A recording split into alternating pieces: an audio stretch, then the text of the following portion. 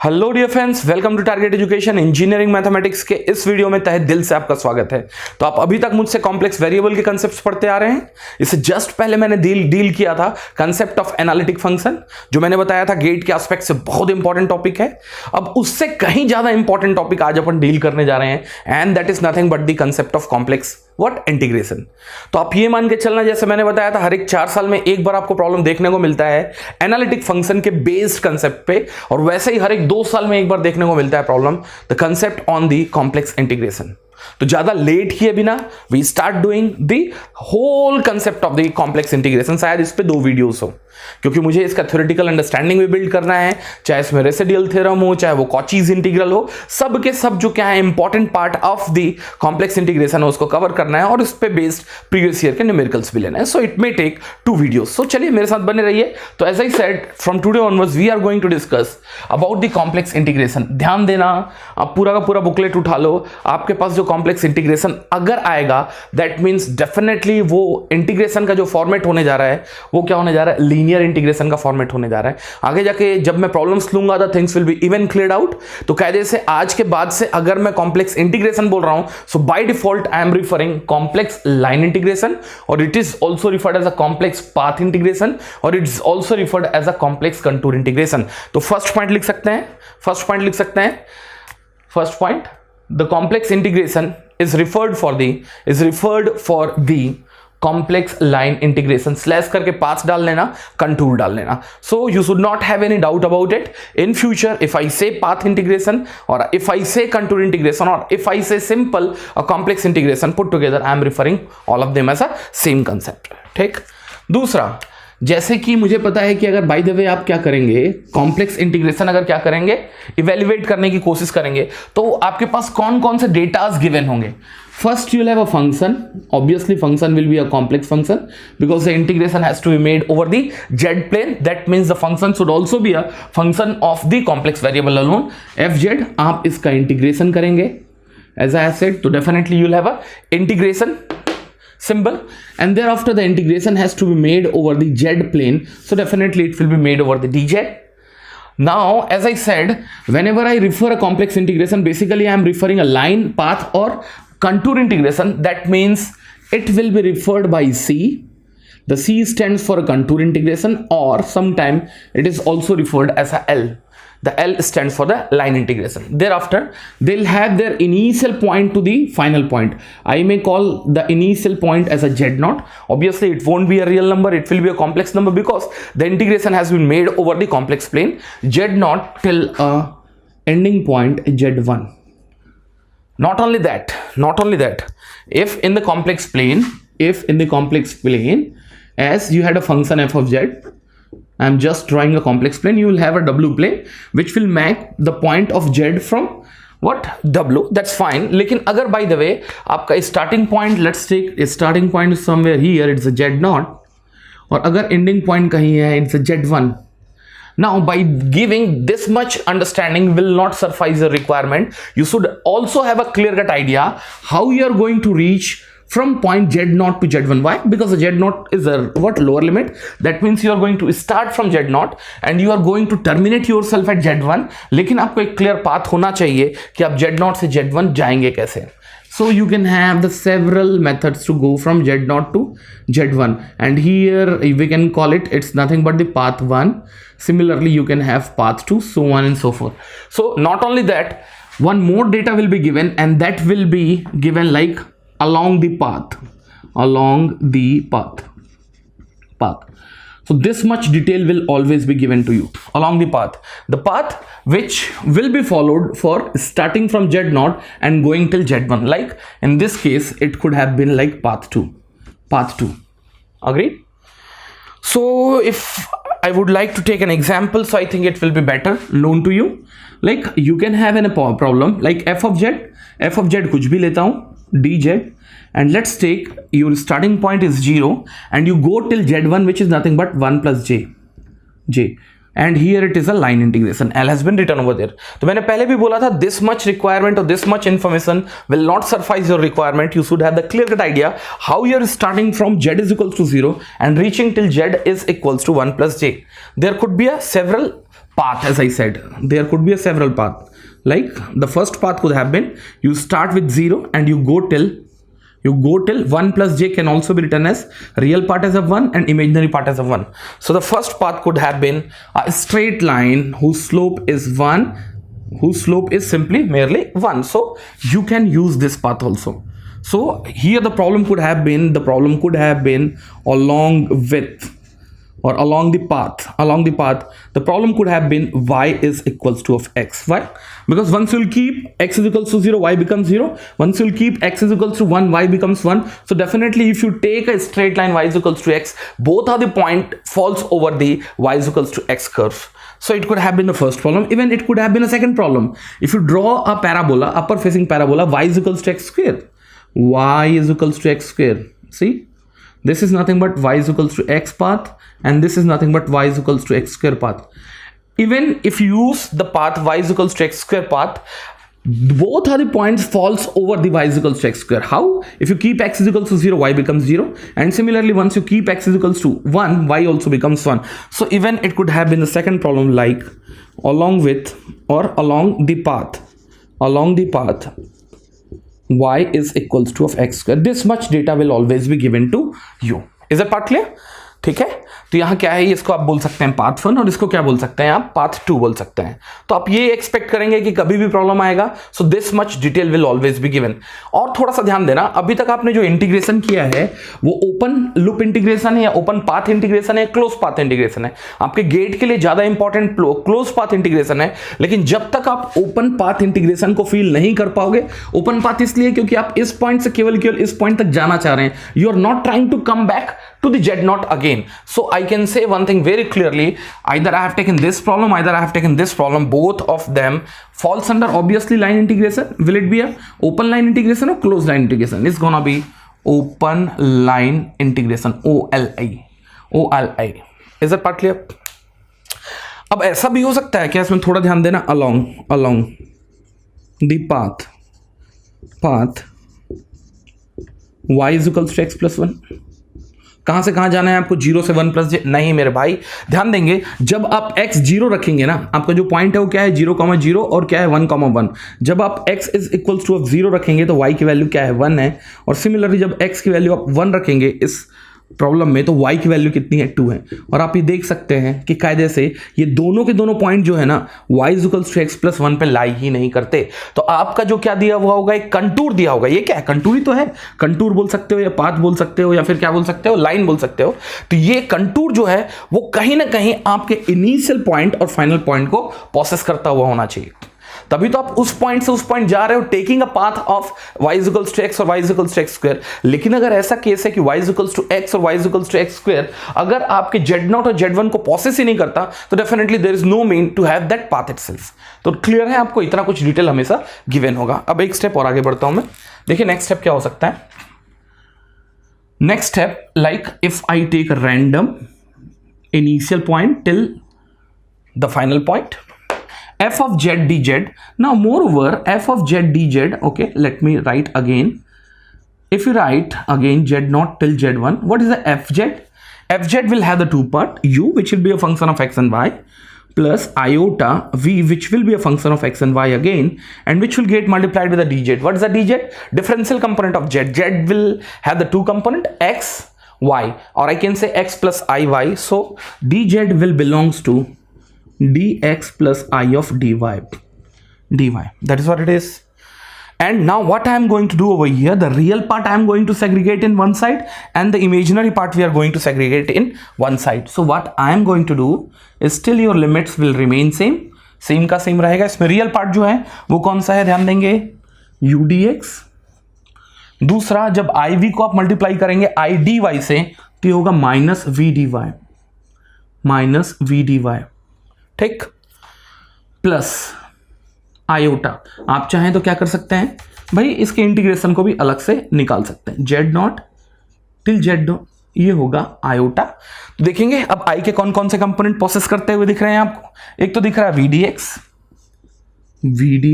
और एक दूसरा दिख रहा है आपके पास प्लस ये होगा u dy.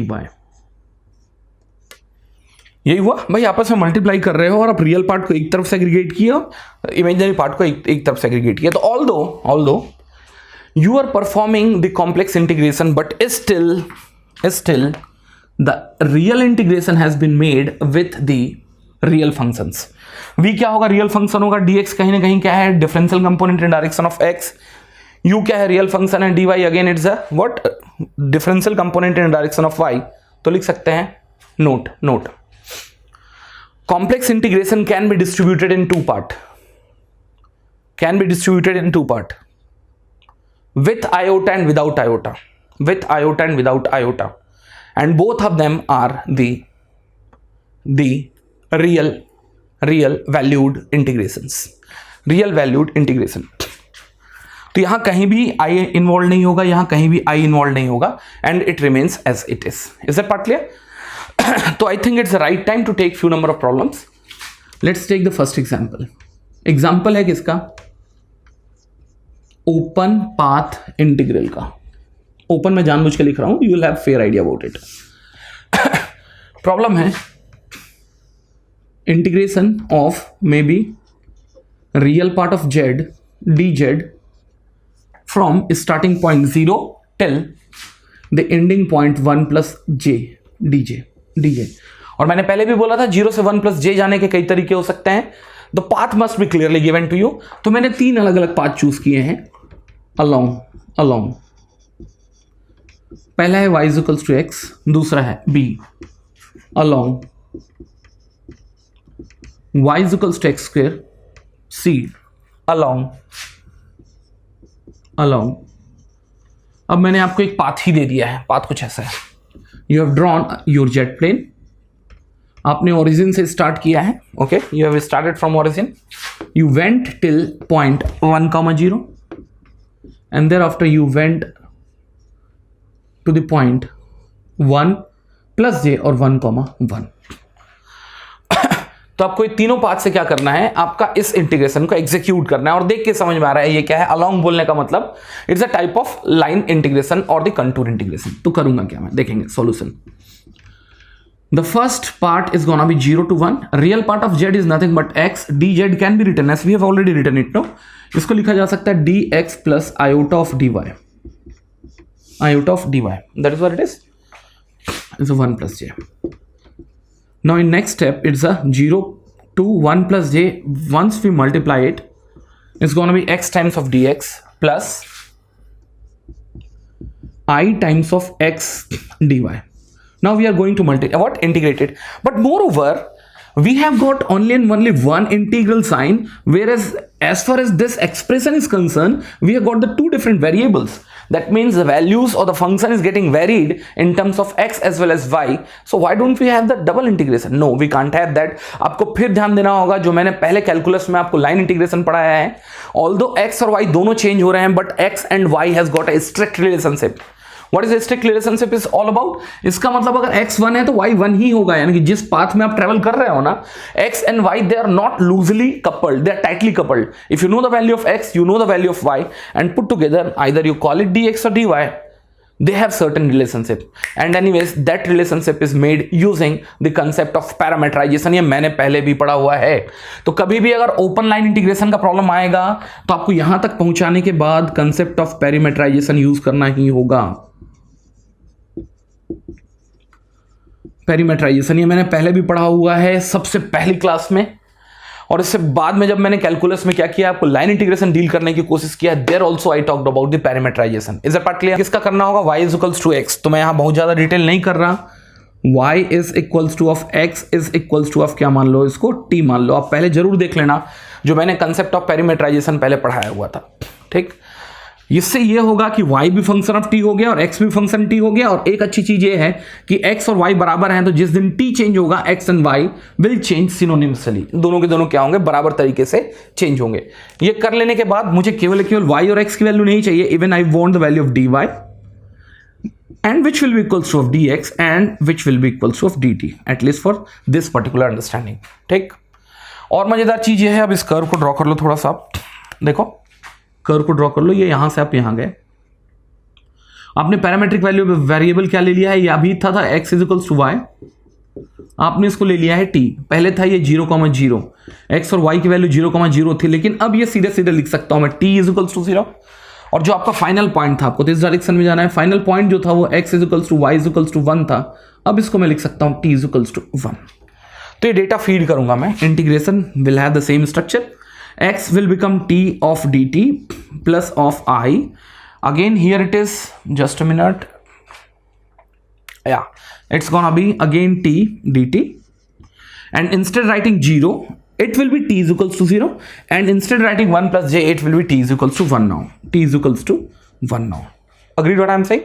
तो यहाँ ध्यान देना, यहाँ से जो कॉमन निकल रहा है कुछ नहीं निकल रहा है, चलो तो यहाँ से आप निकाल सकते हैं dt integration 0 till t is equals to 1, and here is gonna be t 1 plus I, and here is gonna be dt, sort of that, यही होगा। 1 plus I को आप कॉमन निकालें, इंटीग्रेशन ऑफ t जो होगा वो कितना होगा, t square divide by f2 होगा, and it will have limits from 0 to 1 obviously in a form of t, so यहाँ से रिजल्ट जो आ रहा है वो आ रहा है 1 plus I divided by f2। So along the path y is equals to x से जो आप आंसर निकाले हो वो आने जा रहा है 1 plus I divided by of 2, ठीक। अब मैं क्या कर रहा हूं, सेकंड या अलॉन्ग b कैलकुलेशन कर रहा हूं, तो ये क्या है, अब कैलकुलेशन जो होगा वो क्या होगा, अलॉन्ग b। तो यहां तक तो सब सेम है, पैरामीटराइजेशन का कंसेप्ट चेंज होगा, क्यों, अब आप करेंगे दूसरे के लिए कैलकुलेशन, तो ये था आपका मेथड या फिर पाथ a, अब पाथ b के लिए आप पैरामीटराइजेशन करेंगे, पैरामीटराइजेशन। तो यहां ध्यान देना, बेसिक चेंज क्या होगा, y इज इक्वल्स टू, अब क्या है y is equals to x square. आप एक काम करें, x is equals to t ले लें, x is equals to t ले लें, तो y is equals to by default क्या हो जाएगा, t स्क्वायर। हुआ ये कि अब x और y दोनों पैरामीटराइज हो चुके हैं इन फॉर्म ऑफ t, या फिर मैं बोलूं x और y अब इंडिपेंडेंटली चेंज नहीं हो सकते, they had to change along with the t, and as the value of t changes the value of x and y will be tightly coupled, और they will be changing accordingly. तो ये बोलना कि dx dy का अलग meaning है, कोई meaning नहीं भाई, they are changing with certain what tight coupled formula, कि y अगर क्या होगा, तो ये सोच के देखो, x जिस दिन 2 गुना होगा y 4 गुना होगा, x जिस दिन 4 गुना होगा y 16 टाइम्स होगा, तो dx और dy अलग अलग मीनिंग नहीं प्रोसेस किए हुए, they have been connected tightly. चलो इसका भी पैरामीटराइजेशन करना है, तो देखेंगे सबसे पहले, इन future if I require the value of dx, bye default I will be writing it dt, if I require the value of dy I will be writing it 2t dt, the differentiation of t square is gonna be 2t dt। Is that part clear? So I'll be coming back to this point again, but before then that I'll try to draw the contour part of it. That means again I had to start from where it went, yeah, again I had to start from 0,0 has to go till 1,1, but now the path which I am using now is gonna be y is equals to x square path, y is equals to x square path, or I can say from here onwards the x will be referred as a t and y will be referred as a t square. So rather calling it x is equals to 0, y is equals to 0, straight away we can call this as t is equals to 0. How? Once you'll feed t is equals to 0, by default x becomes 0 and y becomes 0. Similarly here t is equals to 1. Is that part clear? तो अब ये data मैं यहां feed करूंगा and I will try to process the result out of it. That means now the integration is from, obviously in terms of t it will be from 0 to 1, instead the x what I had to write, now it's gonna be t, instead the dx I had to write dt plus I, instead the x again I had to write t, instead the dy I had to write 2t dt, so it becomes 2 iota t square dt, 2 iota t square dt. Now again we can bifurcate and we can integrate easily. If you want we can do that. So integration of t square is gonna be what, t square by 2 from 0 to 1. 2i has been brought out as a constant. Integration of t square is gonna be from 0 to 1 it is. Is that part clear? If you start feeding the data, it's gonna be t square divided by 2, and here is gonna be 2 by 3 iota. Just a minute. Here is gonna be 1 upon 2, and here is gonna be 2/3 iota and 1 minus 0 is gonna be the different thing. लेकिन एक मजेदार fact आपने शायद ये देखा कि पहले जो आंसर आया था वो कितना आया था 1 प्लस आई डिवाइड बाई 2, लेकिन अब जो आंसर आया है वो कितना आया है 1/2 प्लस 2/3 आयोटा. तो इसका मतलब ये है कि if path is changing virtually you are changing the net worth of this integration. इसलिए मैं बोल रहा हूं कि हमेशा आपको प्रॉब्लम में क्या दिया हुआ होगा, पाथ दिया हुआ होगा. If I choose the last path, तो हर एक टाइप के प्रॉब्लम को आप स्मैश करने की कोशिश कर ही लो. तो now I am taking the third parameterization C I can say it's a parameterization. So basically you had to integrate in the two different paths. Why I had to so? Because इन दोनों के दोनों path में यहाँ केवल किस में variation है x में, यहाँ केवल किस में वेरिएशन है y में. तो इस टाइप के प्रॉब्लम को आपको करना क्या होता है, दो सेगमेंट में ब्रेक करना होता है. पहला इंटीग्रेशन में a से b लूंगा और दूसरा इंटीग्रेशन में b से c लूंगा. तो यार ध्यान देना, पहला जो इंटीग्रेशन होगा वो होगा along the path a to b और दूसरा होगा vertical path from b to c. और इन दोनों का एडिशन करेंगे, then you will get to know the worth of the line integration where I started from A went till C but I used path A B till B C. दो part में इसलिए तोड़ना पड़ा, क्यों? क्योंकि ए से सी तक जाने के लिए आपके पास जो क्या था, इक्वेशन था, वो यूनिफॉर्म इक्वेशन नहीं था. जैसे पहले केस में uniform equation y equals to x था, दूसरे में y equals to x square था, लेकिन यहां एक अलग स्ट्रेट लाइन है और यहां एक अलग स्ट्रेट लाइन है और दोनों के दोनों स्ट्रेट लाइन का मैथमेटिकल फंक्शंस अलग अलग हैं. So you can not connect them together, you have to do it by parts. थोड़ा समझ में आ रहा है क्या बोलना चाह रहा हूं मैं? ये पहले भी मैंने पैरामीटराइजेशन में पढ़ाया हुआ है. So how we have to do, again I have to recall this. In path A to B, keep in mind there is a change in x. Obviously the x has been kept as a t, but there is no change in y. There is no change in y. That is also clear. Change y में बिल्कुल नहीं है. तो केवल आपको change जो है, अगर आपने क्या लिखा है, x is equals to t लिखा है और इस पूरे के पूरे x axis में y की वैल्यू क्या होगी 0. So in future if I require dx, I will be writing it dt and dy as it is constant value will be 0. Path B से सी में क्या होने जा रहा है, ध्यान देना, पाथ बी से सी में the y is getting changed. So y is getting changed, that means the y can be written as, यहां t लिखा हूं, कंफ्यूजन ना लीड हो के चक्कर में मैं t ना लिख के u लिख रहा हूं. चलो u, do not gate confused, u. और सिमिलर इस पूरे के पूरे वर्टिकल पाथ में x की वैल्यू 0 नहीं है भैया, x की वैल्यू कांस्टेंट है और वो भी कितनी है, 1 है, 1. So in future if you require the value of dx, you will be writing it 0 because it's a constant, there will not be any differential component, and here you will be writing dy is equals to of du. Is that part clear? And we had to integrate accordingly. And as far as their limits are concerned, from where you went, you started from 0, 0 and went till 1, 0. That means x was 0, y is already 0. That means you started from t is equals to 0 and went till t is equals to 1. Similarly here you started from point 1, 0 where the x is already 1 and y has to be 0. That means you started having u is equals to 0 and went till u is equals to 1. So the lower limit and upper limit is also known to you. Is that part clear? So we'll be having the understanding regarding this. So what I'm going to do over here, I'll be recalling this concept again. See, now it will be integration over t from where to where, 0 to 1. That's fine. Now x, what is the x over there, t? What is the dx over dt? The y is fine, but keep in mind dy is 0. If you feed over here, definitely it vanishes. Plus from b to c, b to c again you will be integrating with respect to u, and which starts from 0 and goes till 1. As far as the x dx is concerned, the x is 1, keep in mind, and dx is nothing but 0, and here plus I, x is nothing but 1, and now instead the dy, now you are going to write du.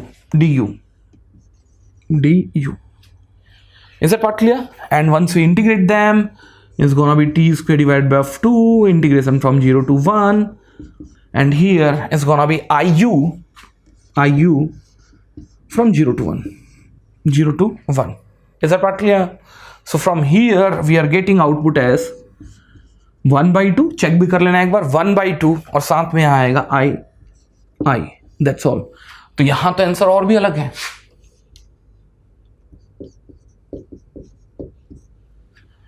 तो थोड़ा ध्यान देना भाई मेरे कि कल के दिन अगर प्रॉब्लम कभी भी पूछा जाता है ओपन पाथ इंटीग्रल का, तो आपको डेफिनेटली कंटूर दिया हुआ होगा जिसके थ्रू आपको क्या करना है, अपने इनिशियल पॉइंट से फाइनल पॉइंट के लिए क्या करना है, ट्रैवल करना है। This will always be given to you. Is that part clear? इसी सीक्वेंस में अपन एक नया प्रॉब्लम लेंगे और मजा करेंगे उस प्रॉब्लम के साथ, because that problem will be even better, और वो एक अच्छा प्रॉब्लम होगा। ये सब लिख लिया हो आप, अच्छे से लिख लेना, उसके बाद ही कैलकुलेशन करूंगा। ध्यान देना, अब अच्छे से लिख लेना मेरे भाई, ठीक। अब मैं थोड़ा सा चेंज कर रहा हूं और इस पूरी की पूरी कहानी में एक ट्विस्ट लेके आऊंगा। देखो क्या है, इस प्रॉब्लम को मैंने चेंज किया है। रियल ऑफ जेड को मैंने क्या किया है, बाय द वे जेड किया है। आप देखते जाना क्या है चेंज। और अभी भी आपने इंटीग्रेशन कहां से कहां किया है, 0 से 1 प्लस जे। अब आप देखना चाह रहे हैं कि आपने यही पाथ यूज किया है, ये तीनों चारों जो पाथ है ना, यही पाथ यूज किया है, और इनकी वैल्यूज क्या क्या आती हैं, देखेंगे। तो पहला कैलकुलेशन क्या होगा भैया, 0 टू आई प्लस जे। ये जो कैलकुलेशन होगा जे को आप ओपन करोगे, जे को जब ओपन करोगे तो ये होने क्या जा रहा है मेरे भाई, J will be x plus i y which will get multiplied with d x plus i d y. Agreed? यही होगा, ठीक है। अगर आप इनका क्या करेंगे, बाइफर्केशन करेंगे, तो इसके रियल पार्ट्स आएंगे और क्या आएंगे, इमेजिनरी पार्ट्स आएंगे। That is also fine. तो अगर आप इनका मल्टीप्लिकेशन करना चाहते हैं तो देखें क्या होगा इनका मल्टीप्लिकेशन, ये होगा एक्स डी एक्स, और कौन सा रियल कंपोनेंट आएगा, आई वाई, और डी वाई को अगर मल्टीप्लाई करेंगे i square will become minus y d y, ठीक। और आयोटा के साथ जो कंपोनेंट आएगा, पहला कंपोनेंट आयोटा के साथ आएगा वो लिख सकता हूं मैं वाई डी एक्स, और दूसरा कंपोनेंट जो आयोटा के साथ आएगा वो मैं लिख सकता हूं, आयोटा तो बाहर निकल चुका है, x d y. Is that part clear? तो अब मैंने प्रॉब्लम को चेंज किया है। अब मैं देखता हूं कि अगर तीनों के तीनों पाथ अगर आप यूज करते हैं तो इसका रिजल्ट क्या आता है, और उससे बहुत सॉलिड कंक्लूजन निकलने जा रहा है आपके हाथ में। तो यार अभी भी पैरामीटराइजेशन सेम ही होगा। क्यों सेम होगा भैया? क्योंकि आपने पाथ वही यूज किया है, y equals to x equals to t, so that will be d y equals to d x equals to d t. अब इसमें बेसिक चेंज जो आएगा उसको मैं अलग से एड्रेस कर रहा हूं। देखो इसको थोड़ा बहुत करना पड़ेगा मुझे, तो यहां चेंजेस जो आ रहे हैं उसको लिखूंगा सबसे पहले मैं, ध्यान देना। तो अभी भी जाना कहां है, t इक्वल्स टू 0 से 1 तक जाना है। x को आपने क्या रखा है, t, dx को आपने रखा है dt, ठीक। माइनस y को आपने क्या रखा है, t, और dy को भी आपने रखा है dt। तो ये तो निपट गया है, ये निपट चुका है। प्लस i, y जो है वो क्या है, t, dx भी जो है वो क्या है, dt। तो इसको मैं क्या लिख सकता हूं, 2t dt लिख सकता हूं। आपको इंटीग्रेशन करना हो तो डेफिनेटली ये तो जा चुका है यार, थोड़ा भी स्मार्टली प्ले करो, एक एक उंगलियों में पकड़ के चलने से कुछ नहीं होने जा रहा। फिर से मैं बोल रहा हूं, y and x both will be fed as a t, dx and dy both will be fed as a dt, so it's gonna be t dt, it's gonna be 2t times of dt। Integration है पूरे का पूरे करेंगे, इसका भी और इसका भी, ध्यान देना ना, कंफ्यूज मत होना। तो यार ये तो निपट चुका है, केवल इसका इंटीग्रेशन होगा। वो कैसा होगा, i t का इंटीग्रेशन क्या होने जा रहा है, t square divided bye f2, कहां से कहां तक, 0 से 1 तक। तो ये 2 और 2 कैंसिल हो चुका है। 1 से अगर 0 इसको सब्सट्रैक्ट करेंगे भी तो वैल्यू जो आने जा रही है वो एग्जैक्टली कितने आने जा रही है, i। तो अगर आप इसका क्या करेंगे, इंटीग्रेशन करते हैं along the path y equals to x, तो जो आपका रिजल्ट आया है वो कितना आया है, i आया है। अब मजेदार है नेक्स्ट कंपोनेंट। अभी आपने फिर कौन सा पाथ चूज किया है, फिर से कैलकुलेशन के लिए along y equals to x square का पाथ। तो पैरामेट्रिक वैल्यूज तो सेम होंगी, थोड़े चेंजेस यहां आएंगे। तो चलिए फिर डेटा फीड करना चालू करते हैं। Instead the 0 1 plus j, it will be t equals to 0 to 1। x की जगह में क्या रखना है आपको, t, y के जगह में रखना है t, dx की जगह में रखना है dt, dy के जगह में रखना है 2t dt। ये पूरा का पूरा डेटा मैंने फीड किया, ठीक। आप जब इसका इंटीग्रेशन करना उसके बाद इसका इंटीग्रेशन करना, things will be clear to you. तो आप जब इसका इंटीग्रेशन करेंगे, आप चाहो तो करा देता हूं, ये होगा t square divided by 2 minus 2 t to the power 4 divided by 4।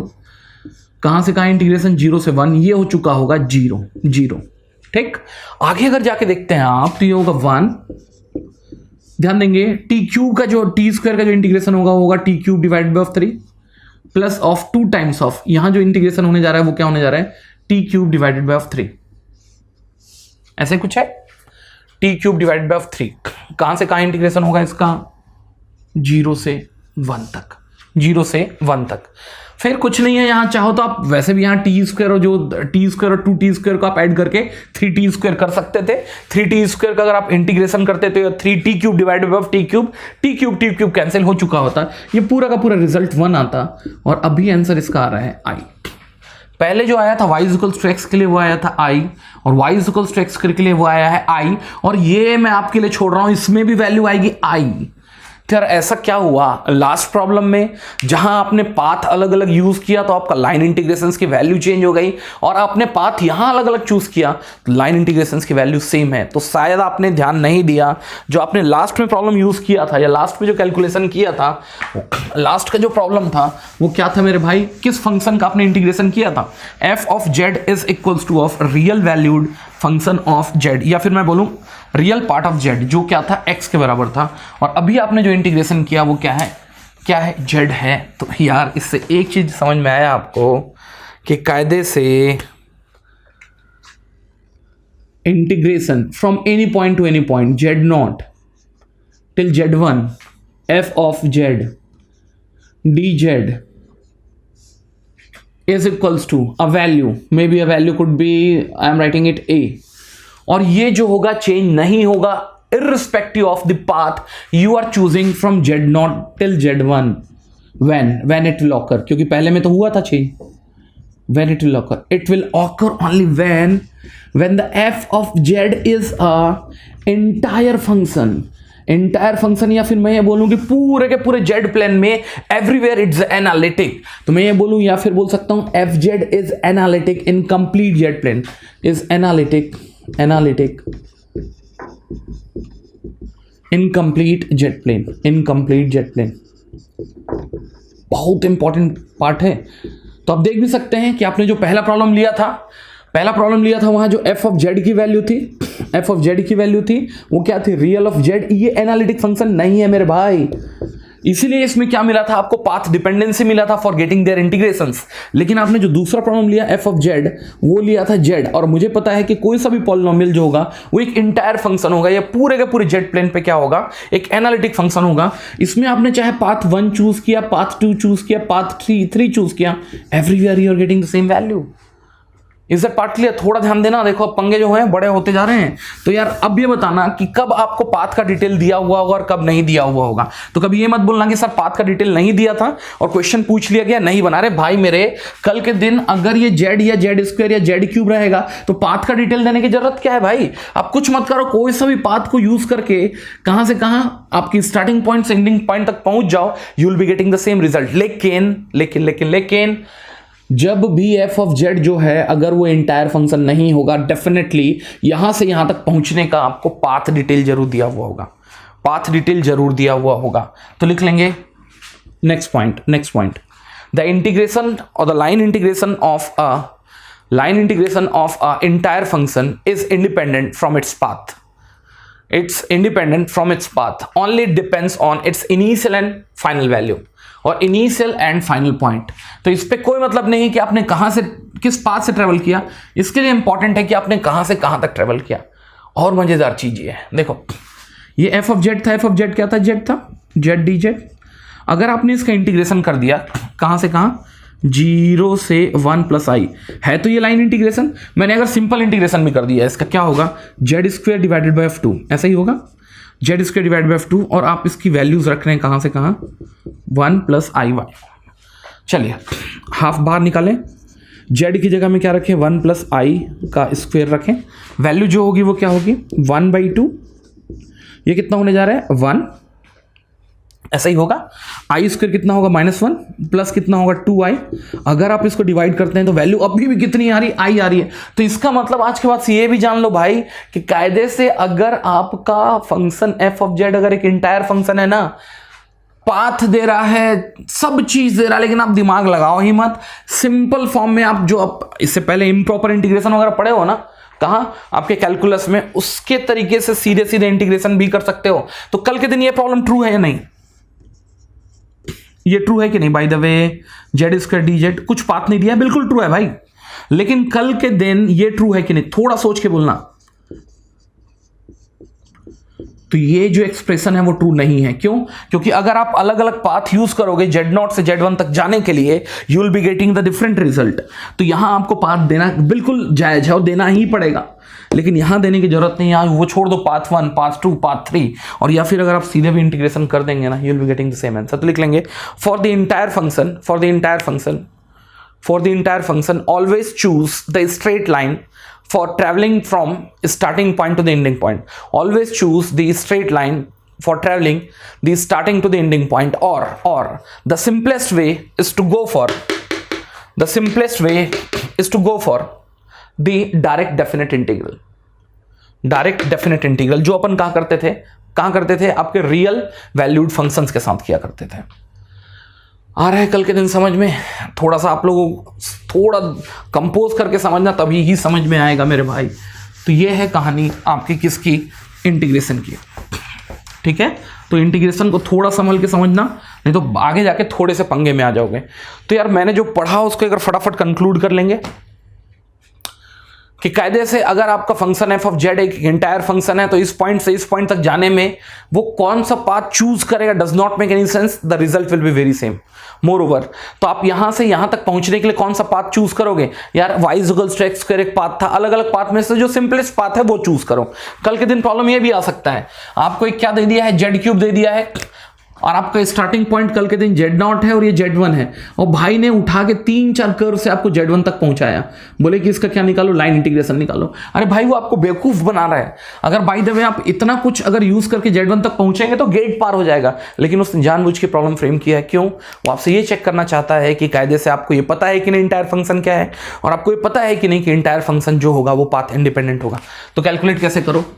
सीधे एक स्ट्रेट लाइन लेके कैलकुलेट करो, it will B same value. पहली चीज। दूसरा, मैं तो बोलता हूं वो भी मत करो, सीधा सीधा जो एफ ऑफ जेड है उसका डी जेड के रिस्पेक्ट में इंटीग्रेशन करो, और इसका अपर लिमिट और लोअर लिमिट रखो, और वहां से भी जो आंसर आएगी it will be pretty same. तो चलिए इसी कंटिन्यूएशन में आगे के अपन वीडियोस में पढ़ेंगे कुछ कॉचीज इंटीग्रेशन, और वहां मेरा बेसिक फोकस होगा क्लोज लाइन इंटीग्रेशन पे। चलिए मिलते हैं फिर अगले वीडियो में। Thank you very much.